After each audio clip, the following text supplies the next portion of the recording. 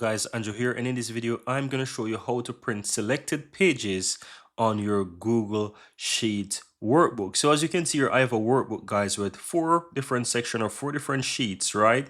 And I can go ahead and print one or a few of or all of these pages. So I'm going to show you, let's say, how I would print, for example, the first and the last page, right? The setup and the summary. Just an example. So once you're on your sheet, what's going to happen is that once you click and print, you will see that it selects just one sheet from that entire workbook. And if you want to print selected pages or selected sheets from this workbook, you want to go ahead and look towards the upper right hand side where it says print. Click on that selected sheet, click drop down, and then select workbook. You will be able to now select the sheets from that entire workbook. And here you'll have a section that says selection.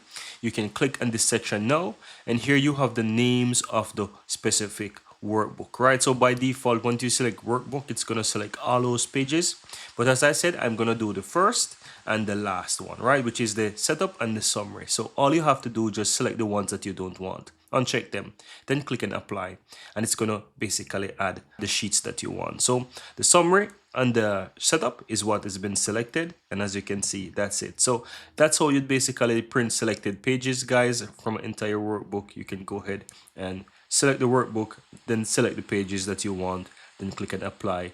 And then from there, once you do that, you can just click on next and go ahead and select your printer and just print that specific sheet that you want.